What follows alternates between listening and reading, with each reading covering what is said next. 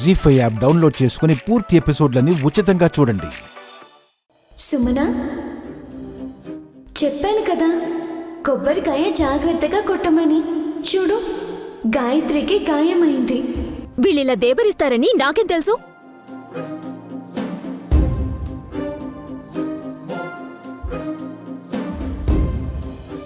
సుమన, మేం గుడికొస్తున్నామని పాపని ఇక్కడికి తీసుకొస్తే పాలిస్తాను అని నైనియే చెప్పింది. ఈ పూట పాలు తాకపోతే ప్రాణం ఏమైనా పోతుందా? Shut up!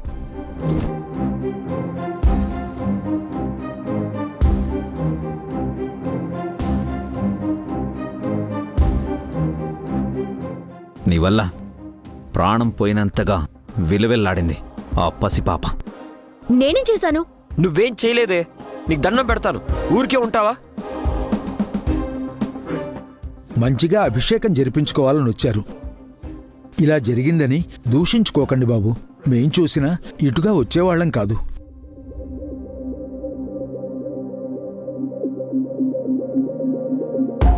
ఏంటి శాస్త్రి గారు, ఎన్ని గుళ్ళు తిప్పినా జీవానికి మాట రావడం లేదా?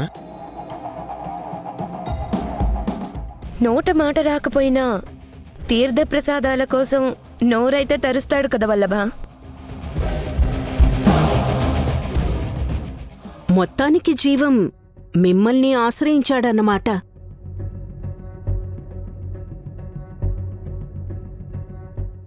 ఎక్కడున్నాడో ఏమైపోయాడో అనుకున్నాం.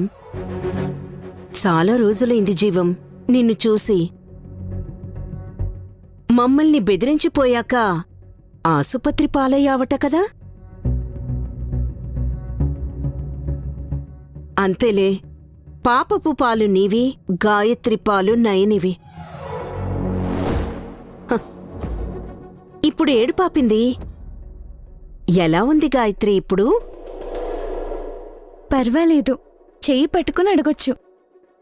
తిలోత్తమ కుడి చేతిని బిడ్డ గాయత్రీదేవి కుడి చేయి తాగితే నిప్పు రవ్వలు ఎగిసి పడతాయి.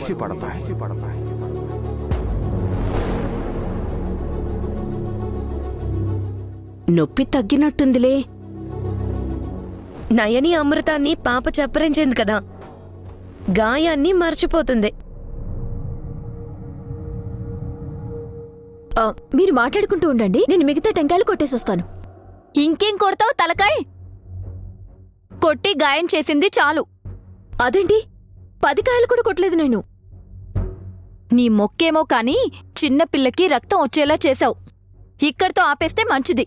మొండిగా ముందుకెళ్తే కీడు జరిగేలా ఉంది. అవును చిల్లి, ఇక చాలే. నువ్వు చెప్తే సరిపోతుందా? అయినా ఎవరికైనా ఏదైనా ప్రమాదం జరుగుతుందంటే ముందే చెప్పేస్తావు కదా. మరి గాయత్రికి ఇలా గాయమవుతుందంటే ఎందుకు చెప్పలేకపోయావక్క?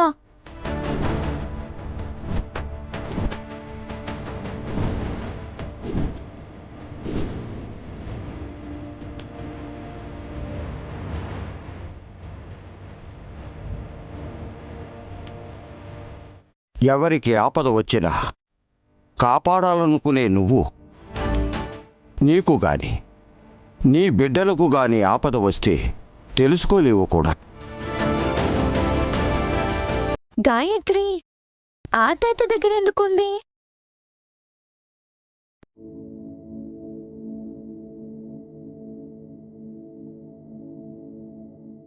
పెద్దయ్య మనవరాలు.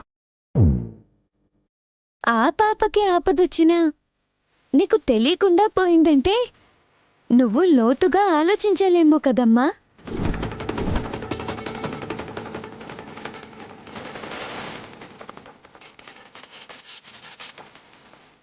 పెద్దయ్యా, చెప్పమ్మా. మీరే చెప్పాలి పెద్దయ్యా. గాయత్రి నిజంగా మీ మనవరాలా?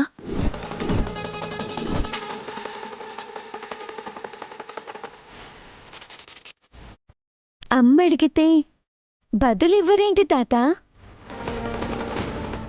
అలా అడిగితే ఏం చెప్పనమ్మా. నిజమే చెప్పండి శాస్త్రి గారు, మీ కూతురు శారదకు పుట్టిన పాపే గాయత్రి అని. అదే నయనమ్మకు తెలిసినా ఎందుకిలా అడిగిందని అయోమయానికి గురయ్యాను బాబు. నాన్న, అమ్మ తాతని అడిగితే మీరెందుకు సమాధానం చెప్పారు? ఉహుం. నైని సమాధాన పడాలని నేను చెప్పానమ్మా.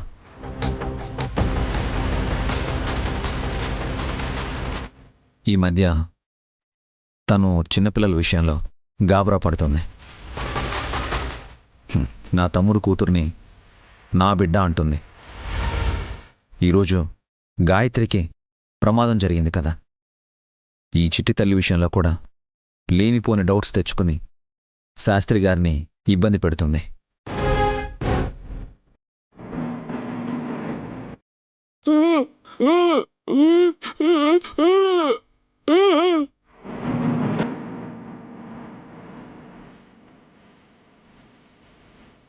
జీవం, మాట్లాడే నేనే నైనిని కన్విన్స్ చేయలేకపోతున్నాను.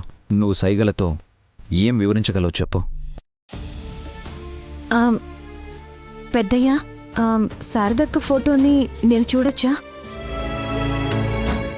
ఈసారి కలిసినప్పుడు చూపిస్తానమ్మా. చెప్పాను కదా, కొన్నిసార్లు టెలిపతి పనిచేయదు నాయని.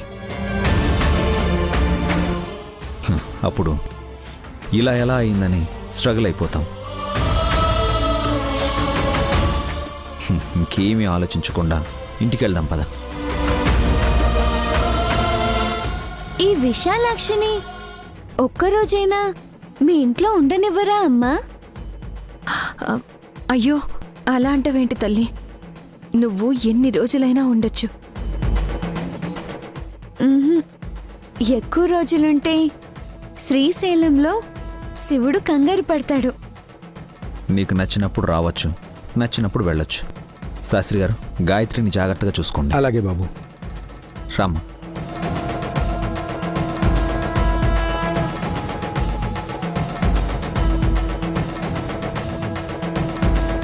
జీ5 యాప్ డౌన్లోడ్ చేసి అన్ని ఎపిసోడ్స్ పూర్తి ఉచితంగా చూడండి.